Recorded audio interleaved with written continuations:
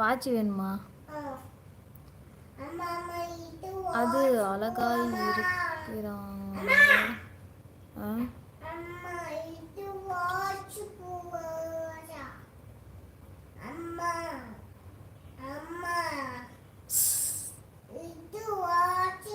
ஃபோனில் தாங்க உங்களுக்கு அப்படி தெரியல, நேரில் பார்த்தீங்கன்னா அப்படி. நீங்கள் என்னம்மா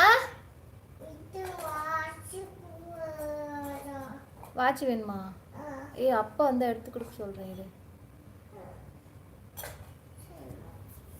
அப்படி சொல்லிடுவீங்க.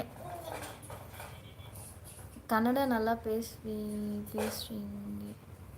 நான் பேசுனதே இல்லையே கல்கி கமலேஷ். நீங்கள் நான் எப்போ பேசுனீங்க பார்த்தீங்க கமலேஷ்? நான் கொஞ்சம் கொஞ்சம் தான் பேசுவேன்.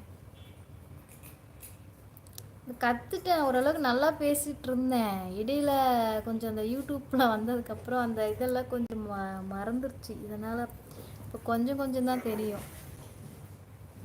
கற்றுக்கணும்னு நினச்சா கற்றுப்போம். பேசுறதுக்கு ஒரு ஆள் மட்டும் இருந்தால் போதும், கற்றுப்போம்.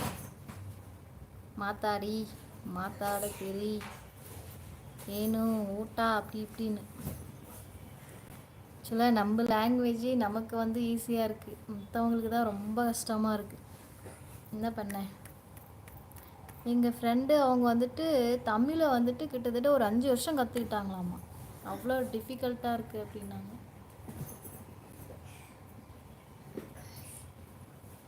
மாமனே உன்னக்கானாம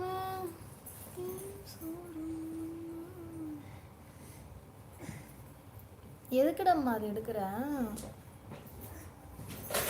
போச்சு, கீழே விழுவாத.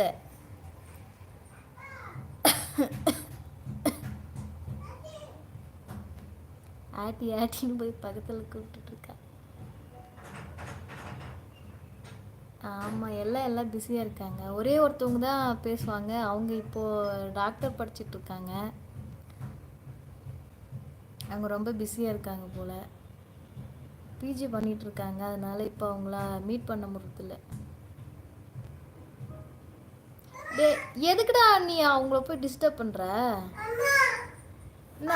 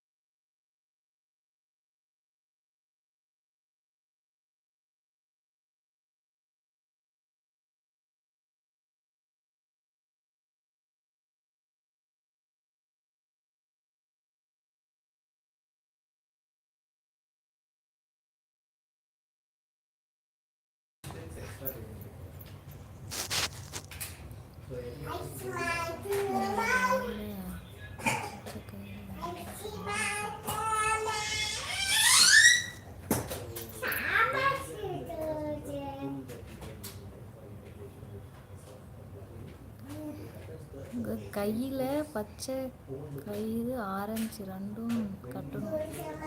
அப்படியா? பச்சை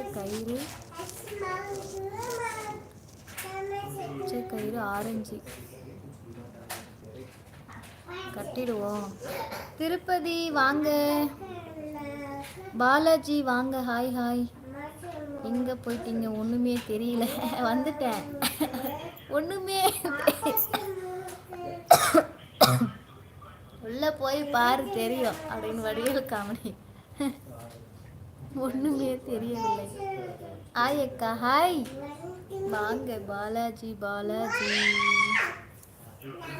சாப்பிட்டீங்களா? திருப்பதி பாலாஜி, திருப்பதி